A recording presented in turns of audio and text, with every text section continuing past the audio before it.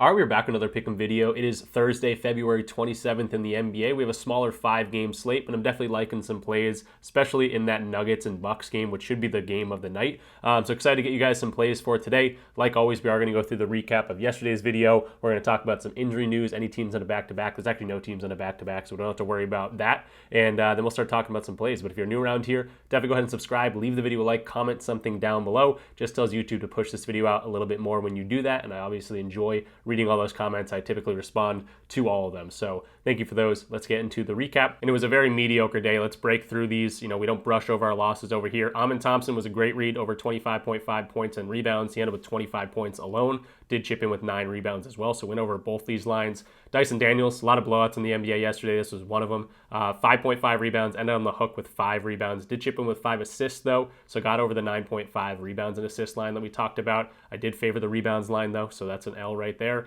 Denny Advia, this is voided on a lot of different DFS platforms. If you took it on a certain sportsbook that doesn't avoid early injuries, then this would be an L as well. But he got injured in the first few minutes of the game. He was playing really well before he got injured, only ended up playing 6 minutes before leaving for good. But yeah, he had 2 and 1s early on in that game. I think he missed a free throw, so he had 5 points, a rebound. He might even had an assist there as well, so he was cooking early. But obviously, if he's going to play 6 minutes and get injured, it's something we can't predict, and that's unfortunate there. That's just what's going to happen sometimes when you're doing this. The strategy and the process of making picks doesn't go into account for guys getting injured. That's just an unfortunate thing that can happen sometimes. And then Isaiah Joe was the other one that I really liked because of the blowout potential for this Thunder team. It was a 17-point spread in favor of the Thunder going against the Nets, who were dealing with a whole bunch of injuries. The Thunder had just come off a huge loss against the Timberwolves in overtime, where they relinquished a 25-point lead. So I thought they'd be, ready to go. Chet healthy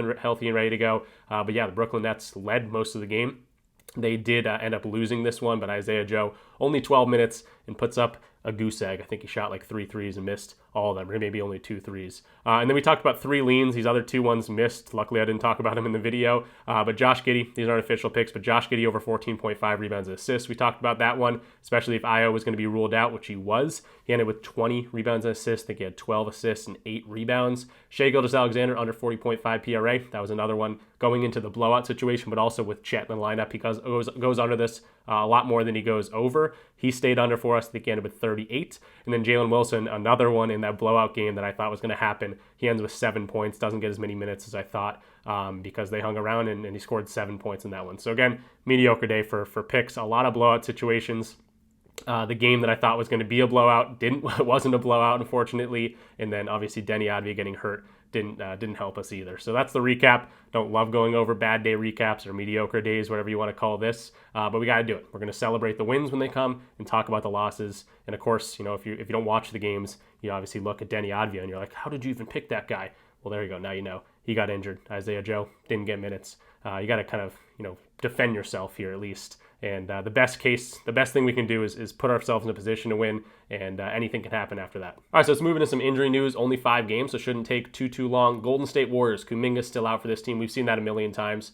Trace Jackson Davis, game time decision here. I think he was game time decision last time. We've also seen that, but relatively healthy for this Warriors team. For the Orlando Magic, Jalen Suggs still out. He's missed a whole bunch of time. Cole Anthony hyperextended his knee last game. Didn't return, but he's not expected to miss time. So game time decision, I would maybe think of it more towards probable. But again, maybe he goes through his warm-ups and the knee's bothering him and he sits out. So game time decision as of right now. I hope he does play because we do have an under on Orlando Magic player today. For Denver and Milwaukee, this is the game of the night. The game we're going to look into the most. It's a -3 spread in favor of Denver. Hopefully it stays close. 240 points total. So hopefully a lot of points in this one as well because we got some overs to talk about. Denver, Jamal Murray, Aaron Gordon, both probable tags. They should be ready to go. Peyton Watson going to be out for this team. He's been out for a while, though. Milwaukee, Giannis Antetokounmpo should be ready to go. He has been kind of on a minutes restriction, hasn't played more than 32 minutes, but it's been 32 minutes on the dot the past 2 games. And in a close one, MVPs kind of going at each other.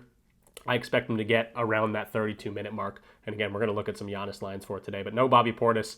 that's big news. Obviously, the suspension, he's going to miss the next 20 games or so. And then Connaughton also out for this team. For Charlotte and Dallas, kind of stay away from this game because LaMelo is ready to go. But the last few games he's played, he's been on not a minute. I don't know if it's a minutes restriction, but he just hasn't been playing that much time. Obviously dealing with some sort of injury, and obviously they're 14-43, getting ready for the lottery.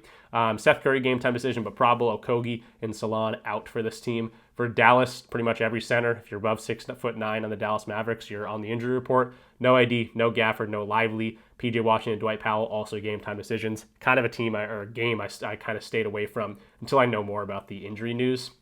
Moving to the Pelicans, Kelly Olynyk is actually a decent usage player. He's going to be out. Bruce Brown also out, and Boston out for this team. And obviously DeJounte Murray is out for the entire year, if you don't know that. He's still on this team, just injured. And then on the Suns side of things, we got no Cody Martin, no Monte Morris, so nothing too crazy there. We have seen Bradley Beal, Royce O'Neal play pretty well as their minutes have kind of ticked up a little bit as they're, I guess, kind of trying to make a play-in push. They're not very good, but, you know, with the amount of money put into this team, they probably don't want to just be chilling in the lottery. For Minnesota, Anthony Edwards and Dante DiVincenzo game time decisions. Gobert and Randall still out. Kind of a hard team to cap with all these injuries. And I'm also not seeing any lines for this game just yet, probably because of that. And then for the Lakers side of things, LeBron is pretty much always probable, but he's expected to play and ready to go. Still no Kleba for this team either. So that's the injury report. 5 games. We are going to be focusing on this one because it's going to be a fun one, hopefully. And, got some overs in this one. Do have a couple unders to talk about in the Orlando game, and might have some news in this Phoenix game to go through. So that's what we're going to be looking at. Let's talk about it. All right, so hopping into our first play of the video. First of all, we're going to be using a tool called Props Madness like we always do. If you're watching this video and you're like, I got to check that thing out, it's an awesome tool, which you might. Definitely go ahead and use the link in the description down below. It's code RICH when you sign up, and you're going to get a free week, and you're going to get 25% off your first month or your first year. This tool is awesome, and you're going to see the power of it throughout this video, so definitely check out Props Madness. They're literally the best tool out there for NBA basketball and WNBA, if you're interested in that in the summer. Franz Wagner is going to be our first play, and it's going to be a points and rebounds play at 30.5, and we're taking the under. Now, obviously, this hit rate looks really good, but Paolo's back in the lineup, and I think Paolo's starting to get his footwork down, and he's going to be hopefully taking the reins as the leading scorer on this team. Franz and Paolo looking like the two best wings in the league, maybe behind Tatum and Brown as kind of a duo. Both big dudes, both guys that shoot a whole bunch of volume, but this is just not a great matchup for Franz Wagner. Let's take a look at his player type analysis. Pick and roll ball handling and transition, that's his main points of scoring.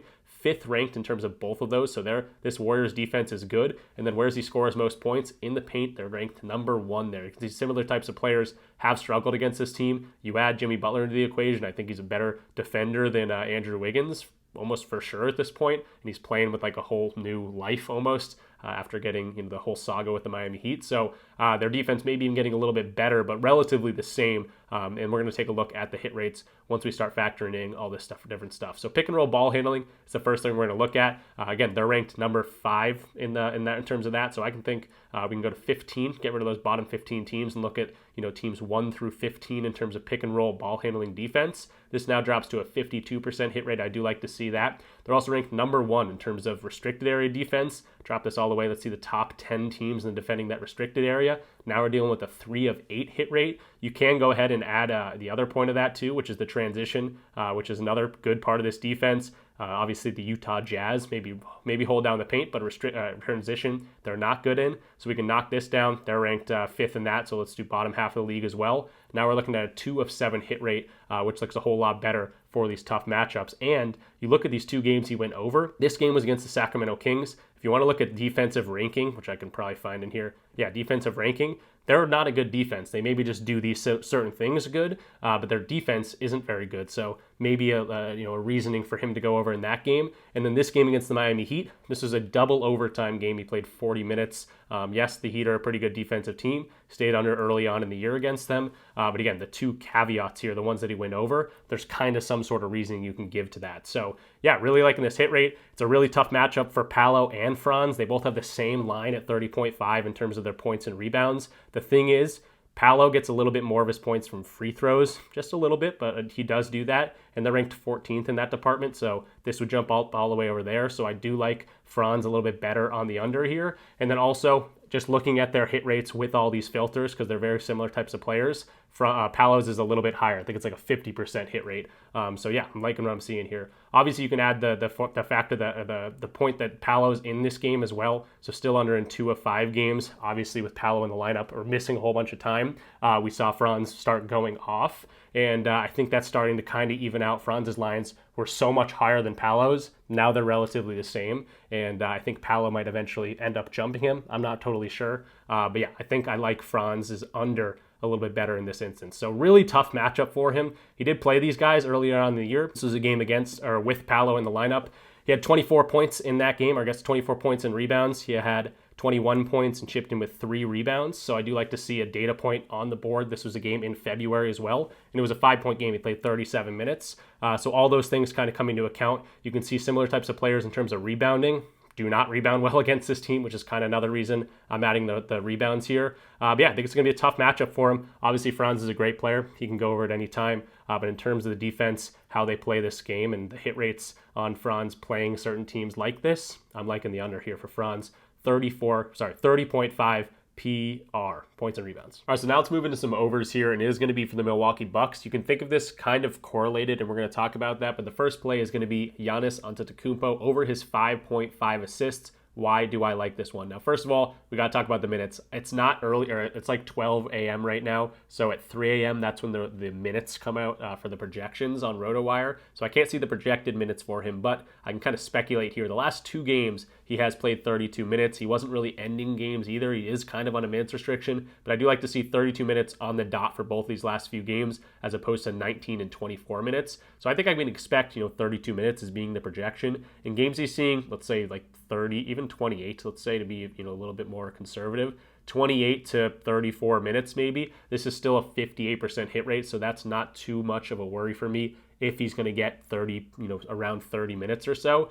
Even if he's not going to play 40 minutes, the hit rate's still pretty solid here. Now, the next thing I want to point out is the fact that this Nuggets defense literally allows the most assists in the entire league. It's always something I look at, assists against the Nuggets, and they haven't played each other yet, so I can't see that, but I do like to see they're number 1 in terms of giving up assists. Now, where do they give up those assists? Well, Props Madness recently added the assist chart, and we can see 45% of Giannis's assists come from above the break threes, and they go to a lot of different three-point shooters. You can actually see on this different website, I'm not affiliated with this website at all, but yeah, Giannis right here, his main assist targets are Brook Lopez, Taurean Prince, and Damian Lillard. You can see a lot of those are coming from three-pointers as well, and then specifically Damian Lillard, 31 assists out of the 42 come from above the break threes. So really, really like that. We are going to talk about Damian Lillard here in a second, but I do like his potential to assist the ball today. And let's just talk about that. The number 1 spot is where he gets above the break threes. They're ranked 25th in terms of giving up assists to that, and we can see that. They're ranked 26th. This is DAZ, dominant assist zone. Again, they're weak to this. We can see, bottom 15 in terms of the league. Now this is a 73.7% hit rate. If he's going to be driving and dishing out, or even just taking a screen and handing it off there, that's also an assist. And I think they're going to be able to let it fly. We can see that teams that allow a whole bunch of threes above the assists above the break threes, he's been dominating this assist line. So really, really like to see that. The games he's missed, obviously anything can happen, but I want to see the assist potential. 6 potential assists in that one, 8 potential assists in that one, 11, and then these were pretty early on in the year, but 6 and 10. These other games, he's really converting in high rates. 12 assists in both these, 12 assists right there, 14 potential assists. The potential assists are pretty high in these. So really, really liking this chart. You don't really have to dive a little bit deeper. You can talk about the minutes, but we kind of knocked that out of the park. You can also talk about the fact that they are at home. When you just go to home games, this turns into a 56% hit rate as opposed to his 44.8% hit rate. So I do like to see that. A lot of things starting to pile up here. Going against Nuggets, who allow the most assists. They allow a whole bunch above the break assists. We saw the chart there. The Bucks are at home, really liking this assist potential for Giannis. And then if you don't want to hyper focus on the above the break assists that you can get, this is a weak defense in all regards. 28th in the mid-range, 24th at the rim, 20th ranked in both corners. This is just this is opponent assists allowed. Again, they're ranked 30th, dead last. This is just looking at the bottom 10 teams in terms of allowing assists, and he's still over this in 66.7. I just think this is a particularly really, really good matchup for him. So Giannis, I really love this one. Hopefully he's not hurt or doesn't play more than 30 minutes. Maybe he gets capped at 25 minutes or something, which would suck. But yeah, really, really good spot here for Giannis to gather up some assists. And that's going to move perfectly into our next play, which is going to be Damian Lillard. This is going to be very correlated. I think Giannis is going to be passing to Dame mostly above the break because they're weak at giving up assists above the break. And we know that Giannis and Damian Lillard have a very good above the break assist ratio here. 31 assists to Damian Lillard have come from above the break on 42 total assists for the entire year. I'm really, really liking this correlation. So let's take a look at the chart here. First of all, Damian Lillard is at home. In terms of home games, he goes to a 64% hit rate on his points. His three-point line also jumps from 48% hit rate to a 52% hit rate. So again, points is maybe actually the better way to look at this now that I'm looking a little bit deeper into it. But obviously the points is going to come with the threes, and I think that's where a lot of this volume is going to come from. So home games, he does get a boost. You get the home team crowd behind you. You know, shooters shoot a little bit better at home typically. So I like to see the fact that they are at home. They're not playing in the Denver altitude. I'm liking the fact they're home here. So that's the first thing I wanted to point out. Next thing I want to point out is we're going to see the assists potential here, not for Damian Lillard, but we can use these filters to then go to his points. And Damian Lillard's dominant assist zone is right at the rim. This might be a little bit of a confusing one, so just bear with me. Dominant assist zone for Damian Lillard, which is this filter right here, which is the one we looked at for Giannis. His is at the rim, so we don't want to look at that. We actually want to see dominant assist zone 2, which is 28% of his assists. That comes from above the break threes, but again, we're not going to be looking at his assists. We just want the graph to look at it. Dominant assist zone 2. Now we're looking at that three-pointer line above the break threes where they're ranked 25th. So let's knock out the bottom half of the league. We'll look at 15th to 30th in terms of that rank, which is pretty generous because they're ranked 25th. Now his assist line jumps to a 47% hit rate. We don't care about that. We're caring about the points line, 76.2% of games. So what this filter is showing us is games that teams are weak to that above the break three assists happening, guys getting open from above the break threes and getting assisted on that. That's where Damian Lillard absolutely shines here. 76% hit rate home games, 84% hit rate on these on this 24.5 line. 3-pointers, 76.9% hit rate on that as well. So I like both of these. The hit rate on them is awesome for both of them. Now that I'm looking more into it, I do kind of favor the points line, so maybe that's going to be the official play here. Dame over his 24.5 points. Also, Giannis not going to be playing 40 minutes, so maybe a little bit more on Dame's shoulders. And then you can talk about his points in terms of pick and roll ball handling defense. Yes, the Nuggets are ranked number 6th here, but even just taking away all these charts and looking at teams that are good at holding down pick and roll ball handlers, his hit rate actually goes up in terms of teams that are really good at defending the pick and roll ball handling defense. What are they ranked? 5th, I just said. 63% of games looking at the bottom, ranked 1 through 15 in terms of pick and roll ball handling. He actually scores really well against those teams. So that doesn't bother me too much, even though that's his main source of scoring. I think Giannis is going to find him on the three-point line. Hopefully a lot of above the break threes, Giannis assisting to Dame. That's the combo I'm looking for. Really, really liking his points at 24.5. If you want to look at his threes though as well, I think that's an awesome way to play it too. So Damian Lillard and Giannis, great correlation here. Great combo. Loving this play. Hopefully they stay in the game. It's a nice long game and there's no blowout situation. Anything can happen, but I'm liking what I'm seeing here. And then just thinking a little bit more on it, you could parlay all of these together, that correlation kind of with Damian Lillard, his points. You could do his threes and then Giannis, his assists. This turns into a plus 283 play over on FanDuel, so that'd be like 10 to win $28. I think that's pretty correlated. They should more likely happen together or not likely happen together, but we saw the hit rates. We dove into this matchup. That looks pretty good for a plus 283. I don't mind that at all. So just wanted to point that out. Obviously, you can play these separately or in like straight bets, or you could put them into some DFS platforms like PrizePicks or Betr or Underdog, whatever you're on. But yeah, just wanted to point out this is pretty good value I'm seeing for a nice correlated slip. Plus 283. We saw the hit rates together. That was like a 70% hit rate. So yeah, I'll take that any day of the week. So I think that's going to do it for the official video picks. 3 official video picks on a 5-game slate. I think that's pretty good, but I actually do have a couple other leans that I'm feeling pretty good about. Maybe want to look a little bit deeper into them. Maybe not as confident as the 3 that I shared, but guys that are in really good spots. I'll start off with Brook Lopez, another guy in this game. I don't want to have so much in this game, but maybe someone I'll throw into a different type of play. But again, we just talked about him, the potential assists above the break threes, spot ups. They give up a whole bunch of assists. Spot up shooting, they're ranked 29th. That goes hand in hand with the assists. So everything we just talked about for Giannis getting assists, a lot of those are going to potentially go to Brook Lopez. It's actually his main guy to get assists to. A lot do come at the rim, I just want to say, but some above the break, 18 in terms of three-pointers. So that's definitely a pretty good correlation here. But also, he's just been playing really good. This is at 12.5, but you can find this at 11.5 in a lot of different books too. I got this at 11.5 for like a normal payout. But even at 12.5, I'm going to look at it 11.5, but even at 12.5, I think it's pretty good. He's over in 62% of games. We can see Bobby Portis is not in this one. In games without Bobby Portis, he's over this in 70% of games. We can see the above the break threes is what they're weak against. Obviously, if he's going to be knocking down threes, that's awesome to see. Just knocking down those like last 10 teams in terms of defending that, the really elite defenders and above the break threes, because this is ranked 19th, and they're also bad to spot up. 69% hit rate. Again, if you want to look at teams without Bobby Portis, now this is a 75% hit rate. So I really like Brook Lopez's potential here. You could look at, you could change the chart to look at spot ups as well, which they're weak to, and similar types of players all going over their lines, pretty much 7 to 9 guys going over their lines. They don't have a game. Brook Lopez hasn't played this Denver team just yet, but similar types of guys that are big men that also shoot threes are going over their lines pretty consistently. So Brook Lopez, another guy that maybe you could throw into that parlay, same game parlay, same team parlay. But yeah, another guy you could just play somewhere else. 11.5 is obviously the better line. Even at 12.5, though, the thing's not going to change. If you bump this up, still a 75% hit rate in these weaker above the break three defenses, spot up defenses without Bobby Portis. I think Brook Lopez also in a pretty good spot here. Moving into another lean here in a different game, finally, it's going to be Royce O'Neal over his 2.5 3-pointers. You're going to get good value on this one. Any books at plus money, but I mean, minus 102, minus 100, Bovada's got this at. That's like an offlines one, though. Like minus 104, minus 102. A lot of different places. This is a good value play, and he's over this in 51% of games. He's been shooting a lot lately. The reason this is a lean, though, is he only played 15 minutes in that last game. I'm going to be totally honest. I don't know if he got hurt or anything. I don't know what happened. That was an OT game, but he still hit 3 threes in that 15 minutes.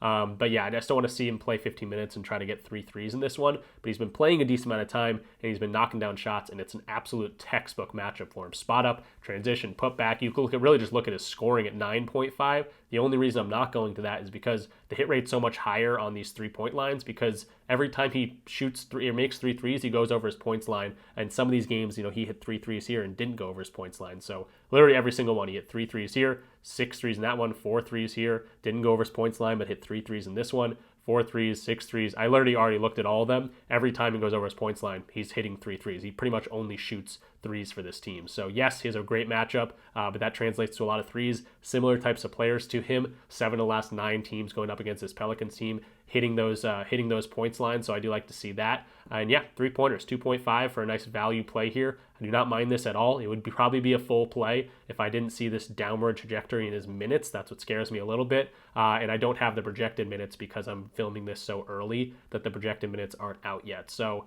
if I expect Royce O'Neal to get 30 minutes or so, that would be awesome to see. And I'd probably go to this one a little bit harder, but he's got a perfect matchup. 21st above the break threes, spot up, transition, put back, similar types of players. He's been balling, and yeah, really like this one. I could go into his charts, which I already did, and they look pretty good. But yeah, liking Royce O'Neal for a lean here, 2.5 threes on the over. And then I totally forgot to mention, he scored 19 points against this team in 28 minutes the last time they played. This was back in December, but also obviously a really good data point. Kevin Durant didn't play that game, so maybe that plays into this a little bit more. But good to see he had great success against this team, and he had 5 threes in that one. And then another lean on this same team, kind of similarly, if you look at Booker's matchup, you look at Durant's matchup, neither one looks as good as Bradley Beal's. Similar types of players hitting it. Beal's been on fire. He's shooting really good percentages. His line's at 18.5, and you can also see his minutes are kind of trending upwards. They're probably just like, all right, hopefully we can trade Bradley Beal in the offseason. We couldn't do it at the trade deadline.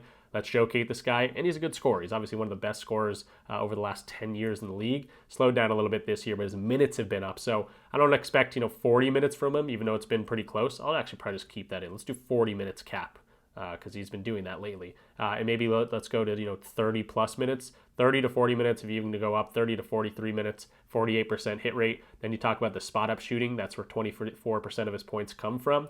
They're weak to that. I'm going to take out the bottom 15 teams, over in 56% of those. I do like to see that with the minutes here. And then in terms of the above the break threes, they're also weak there. So defensive zone, maybe knock out the top 10 teams there. and he's over in 63% of games. So a guy that's hot, I don't mind going to that. Now it is Bradley Beal, that's why this is a lean. But if you look at this chart, if you go here and you're using Props Madness, you can get a pretty good sense if a guy's in a good position to score when everything's green on the top 5 things: defensive rating, points in the paint, defensive rating versus position. This is a good spot for Bradley Beal. He's just a guy that I don't know if I can fully trust. If I find value on his points lines tomorrow, this is definitely something I'll go to. But as of right now, just a lean, but I wanted to point it out. And then moving into our last lean here, another guy that just makes a whole lot of sense. You can see the matchup, similar types of players, pick and roll, ball handling, transition, and then a week above the break here for this Phoenix Suns defense. I like CJ McCollum. He already scored 25 points on this team back in December. This is a game that Zion didn't play, but DeJounte Murray might have been active. I didn't actually check.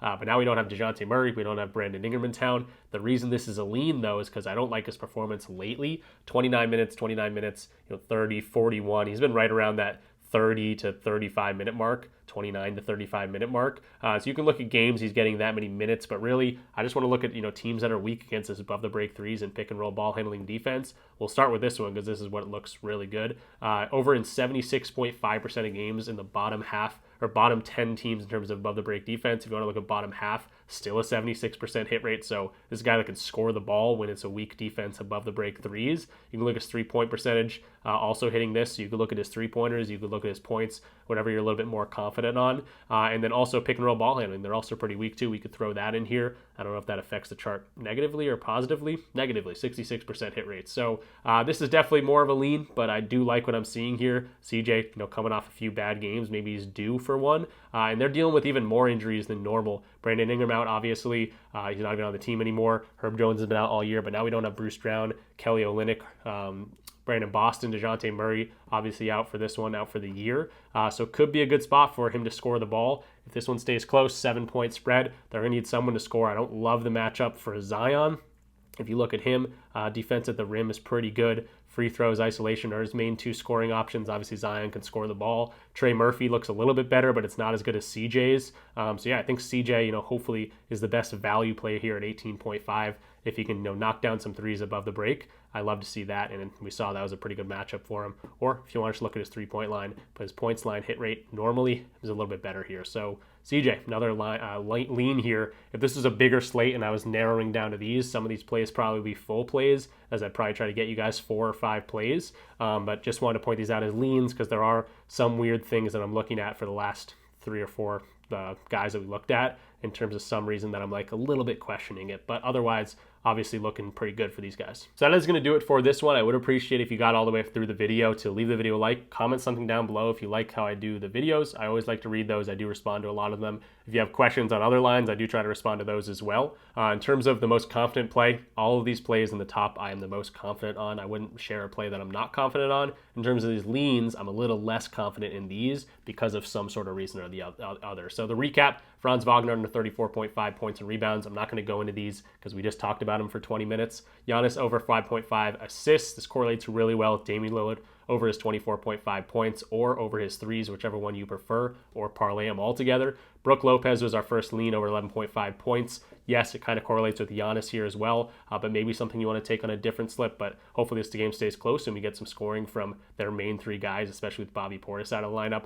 Bradley Beal over 18.5 points. Hard to trust that dude, but he's been playing really well. Royce O'Neal over 2.5 3-pointers made. He's been hooping and knocking down threes. Perfect matchup for him. And then CJ McCollum over his 18.5 points. Those are the 4 leans. So we talked about a whole bunch of different plays. Hopefully you guys got some value from this. Again, if this was a bigger slate and I narrowed it down to these, some of these might pop into the normal plays. So these leans I talked about a little bit more in depth than usual because I wanted to point them out and they look pretty good. But again, 5-game slate, don't go too crazy with this. And, we see in the NBA, yesterday's perfect example, whole lot of blowout situations which can throw, good reads right out the window just like that. Hopefully we don't deal with that in today's slate. So that's going to do it for this one. If you want access to all my plays and a really awesome community, you can check out the link in the description. I know people ask pretty much every video. Just go to the description link. Obviously, Props Madness, that's the tool we are using. That's the one right on top if you want to get the trial and the 25% off your first month or year using code RICH. That's right up top. But then you'll see Join RichClub. The free part of the Discord, I joined that first. And then if you want access to the premium, you can sign up right here using that DubClub link. It's just a payment link where you can sign up, but also plenty of different ways to get in for free using my codes on any of these different platforms. You'll see, RichPicks, RichPicks, they are different on each ones, but I also give you the link as well, which should automatically put those codes in. Just get a screenshot of my code in use. You get to enjoy the deposit matches as a new user. So they're throwing money right off the bat to get you guys to be able to mess around with some free money. So that's awesome. You pretty much only have to deposit once, $10 minimum, however much you want to do and take advantage of the deposit match. You can go ahead and do that. Just make sure you get the screenshot, then go back to the, the Discord and just, DM me or hit me up in the general chat. Say, hey, sign up using your code. Here's the screenshots. And I'll go ahead and get you guys that free month that day. I'm very responsive in my DM. So that's how you do it. So thanks for watching. Good luck with all your bets. Definitely consider checking us out. Hopefully we have a nice 3-0 day, and hopefully some of those leans hit as well, because I am pretty confident on some of those. But again, 5-day slate. Don't go too crazy. But I am liking the reads we went to. So thanks for watching. Peace out. See you in the next one.